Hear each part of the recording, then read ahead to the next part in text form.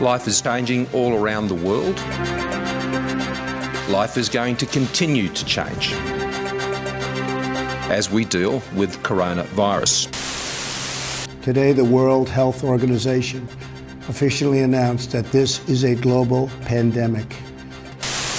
All over the world, we're seeing the devastating impact of this invisible killer. A quarter of the world's population is now living under some form of lockdown due to coronavirus. More than 3 billion people in almost 70 countries and territories have been asked to stay at home. My name is Lage and I'm from Denmark. I'm Fraser Lane, I'm Australian from Melbourne. In July 2019, we decided to commence our intimate relationship, and then Lag came to Melbourne. She moved to Melbourne in October of 2019. So I was coming to Melbourne in October, and the plan was for me to get a job, settle in, and then, was it February? I got a job at a cafe in Melbourne. 2 weeks after, Corona came. Melbourne was in lockdown, so things didn't exactly go as planned. I'm declaring a state of disaster across Victoria. This will be in addition to the state of emergency that has operated throughout. Lockdown didn't affect me in a good way on the long term because I just felt really unfulfilled because I wasn't working, doing anything, or my time in Melbourne just wasn't going as expected.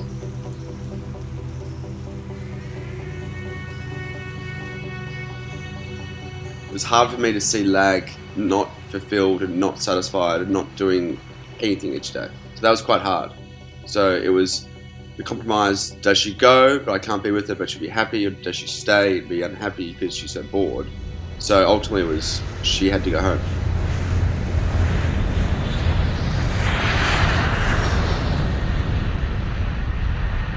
So Lag left in August of last year. So she left before she was intending or before she wanted to, really, because she was a bit homesick and she couldn't find employment.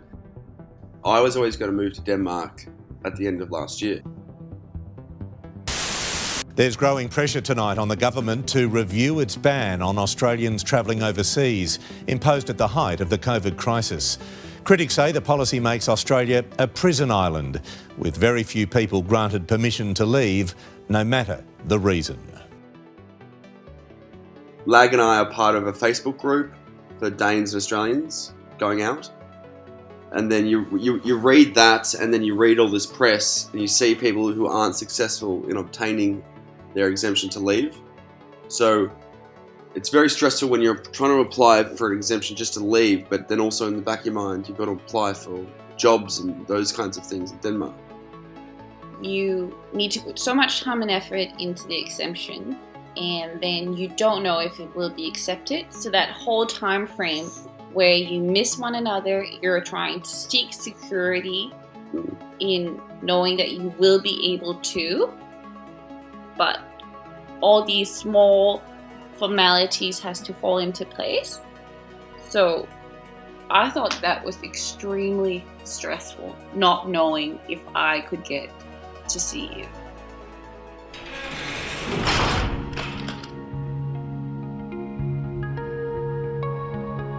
My name is Hannah. I'm from the Outer Banks of North Carolina. My name's Jono and I'm from Melbourne, Australia.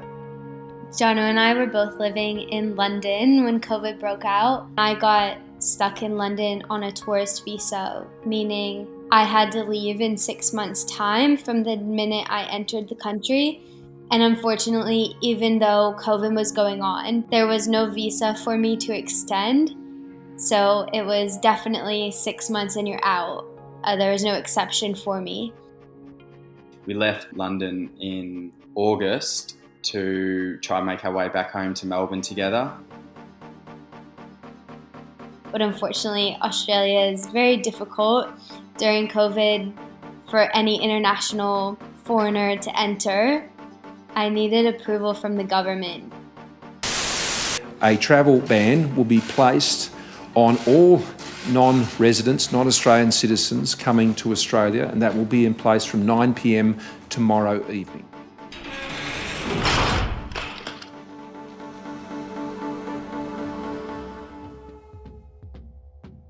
My name is Dr. Simone Buswell and I'm a Senior Lecturer at Swinburne University of Technology in Melbourne, Australia. I've been teaching in the field of psychology and conducting research for more than 20 years, for about 25 years. As a psychologist, we found a huge increase in the number of people seeking support, psychological support, as they found lockdown in particular very stressful and they found the isolation really difficult to manage, and it really affected their mental and their emotional well-being. So exemption was very stressful to get. Those 6 weeks were horrible. Like, I'm trying to move to a new country, which is hard outside of COVID. During COVID, there's just a lot more red tape and things you need to check.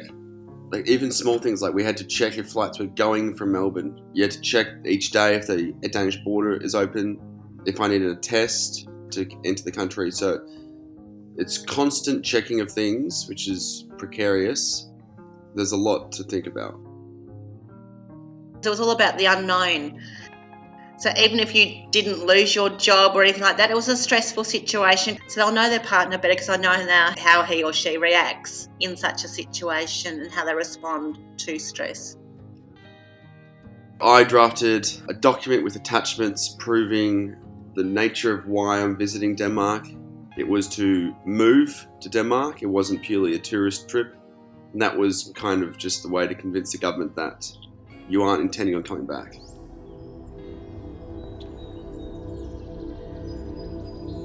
We decided to get to Italy, make a beeline to Italy the minute we left the UK and stayed there for 2 months. Fortunately, within that time, I did get approval to come to Australia, which was really nice. To get a flight back home to Melbourne, did book one with Thai Air from Rome to Melbourne, which we were so excited about so we could finally get home, but unfortunately that got cancelled, which left us sort of in another sticky situation where we had to try to figure out, can we get another flight which may get cancelled or delayed and mean that we would outstay our allotted time in the Schengen zone or fly out from another country. So we decided to take the latter option and fly to America, North Carolina, where Hannah's family's from.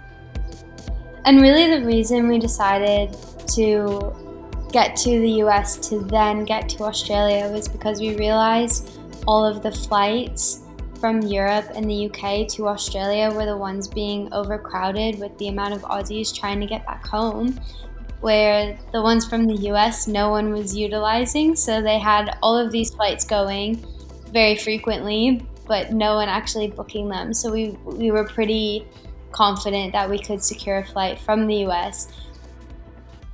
It's been difficult for the international partner because they haven't been able to see their family for so long, and so they felt a distance in that way. And just being separated for so long, it's not healthy for any relationship not to have that contact for such a long period of time.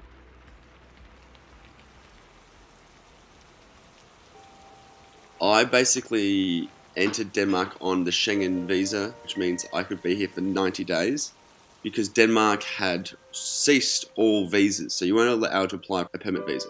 So I thought if I were to come here, I've only got 90 days, but I might be able to get a job because I'm here. Also, for a lot of people who lost their work over COVID and were confined to a house, that brought on extra stressors to relationships. You're stuck with someone 24 hours a day. If you don't know how to communicate and you have difficulties in that sphere, it caused a lot more problems.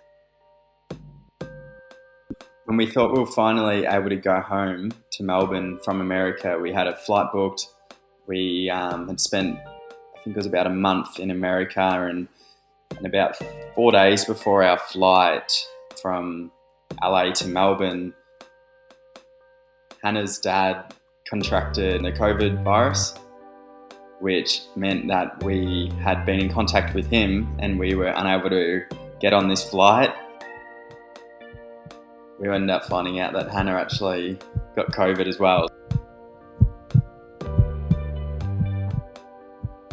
It's just heightened. Once again, you need to keep the communication up, but you also have it's sort of scarier then because you have the higher probability of being infected with a potentially fatal disease.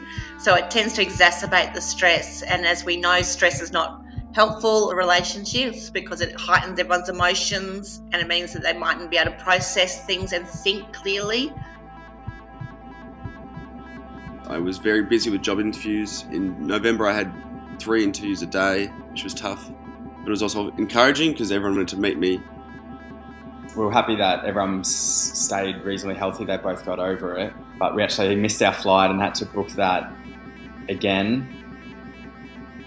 Then in December, everyone was too busy because it was close to Christmas time, so no one had time to meet, so that was a bit hard.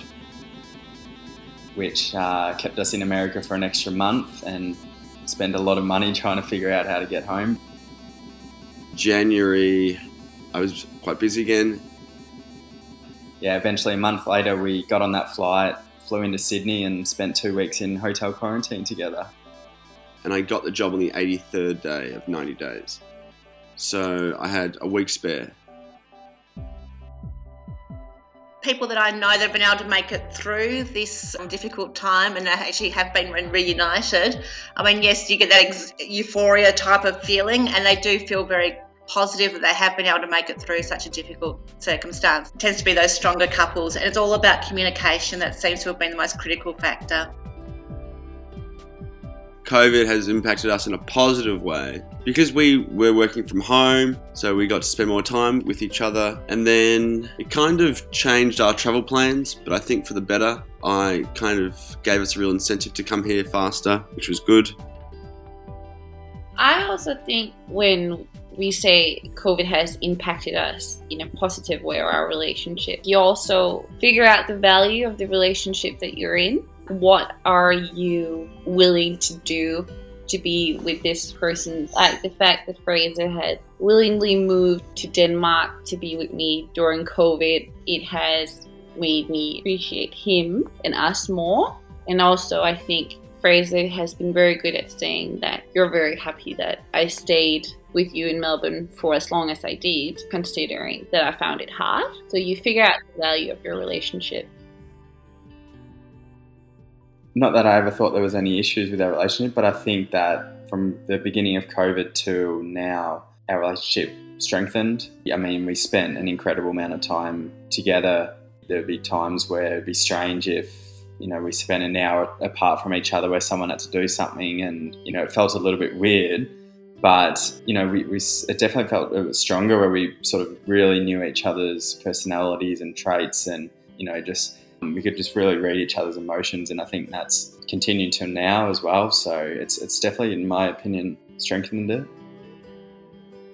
I would of course agree. It's definitely been weird post-hotel quarantine, being back in Australia, finally having these first few times where we're doing things separately. Now we're both off to work and we're not together 24/7, and in the beginning, it took a lot of getting used to, I think, as strange as that sounds. I think we behave similarly now to when we did during COVID, but we are different than before COVID because now we have a good system between the two of us. Like, we sort of know what we expect from each other and what we want to give to each other without asking. Like, we just know each other a bit better. We've probably seen each other at our worst and at our best and got through it all. So I think that has made us very comfortable with each other. I mean, it's been a historical time, and they keep saying the once in a lifetime. Well, hopefully it is pandemic. Who knows in the future? So feeling that you have been through this historical time together does mean that you feel that you can relate to that person in a deeper way. Basically, overall, being confined will either strengthen a good relationship, but it will just exacerbate problems if it's a bad relationship.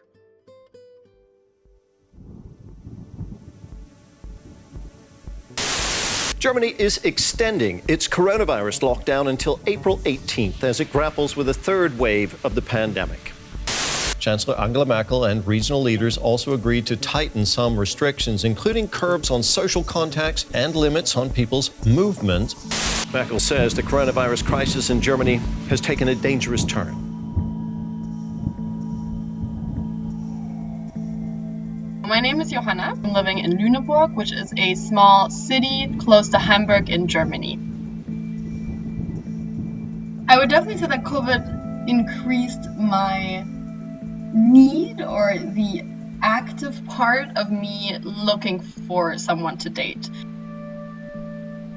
Especially in this situation where social life is very restricted, and me coming out of a relationship where I was used to having a partner and someone to kind of share stuff with, I guess that I was just looking to find some sort of dating experience even in these strange times. Especially those people who are single and trying to form relationships, although they can still do lots of things online, not being able to take it to the next level and actually talk to someone, people found that very difficult. All of my experiences that I had dating weren't from Tinder. I mean, I think I met one guy once. Dating was just different back then. It was just partying, and then you kind of met someone while partying, and then you had mutual friends, and you'd meet someone at a house party. So my dating experience back then was you can't even compare it to the dating experience I'm having right now. So yes, you can use the dating sites and develop relationships that way. But yes, you do have to make sure people are being safe about them as well. We know people form attachments really quickly online because they tend to disclose more because they feel safer for some reason and pour their hearts out to someone online, but that can lead to difficult circumstances as well if the other person's not being truthful and honest. Especially right now in Germany, seeing as social restrictions, you're only allowed to meet one person from a different household at this point. You literally cannot meet anyone new. If you're living alone in a house, it could feel very lonely and isolating if you don't get to go out and see other people. So then it would bring to the fore loneliness. If it is an unfulfilled need, it does highlight it, and it made it very difficult for some single people. Now, knowing right now due to COVID, this is the only possibility I have for dating, for sure I would say that I was actively using the apps in order to meet someone because I knew I had no other option to meet anyone. But it also makes it extremely hard because I think the chance that you actually meet someone on these huge apps that first of all you're physically attracted to, but then that also has the mutual interests, right, is so difficult. Rather than a dating site, it can be much better to go on to find something that you like, enthralls you if you like, join a group that discusses that. Join a horticultural group online or a discussion group about a particular issue that interests you. Because then even if you don't meet someone that you'll fall in love with, you'll make friends that are interested in the same things that you are. But what I realized then is that my first few dates that I had were all nice, but nice. It was a nice, we went for a walk because there's nothing else that you can do in Germany at this point. You go for a walk, maybe get a beer, you walk for 1 or 2 hours, you chat with this person. There's no flirtatious aspect whatsoever because you're on a walk in a city. There's nothing intimate about it. And so that was the experience that I had. I went for walks, and every time I walked out and I was like, that was a nice guy, but I'm not interested, in a romantic way at least. There's a basic human need to want to partner with someone, or many someones for some people. So different things work for different people. But it's also important to think about what's good for you and what do you need in your life. Somehow I had this click moment where I was just I don't feel like it anymore. I don't want to do this anymore. It shouldn't just be reliant on your relationship with another. So it's focusing on both aspects of yourself. For me personally, it's just been exhausting. It's been kind of a sign to myself that what I'm looking for, I guess. So it's a learning experience, but it's also just clearly, signal to myself, I don't need to date this much, that I need to go through the procedure of actually going on walks with so many more guys to have to then always realize it's not it. Hopefully for people, it's helped them clarify what's important to them. So if it is they would like a partner rather than need in their life, they'll have a clearer idea of what would be important for them when choosing someone to be their partner. I think I can wait for dating to hopefully start again sometime in summer when, maybe restrictions kind of fall down again and we're able to have a little bit more of a social life again. What I do right now is literally I don't date.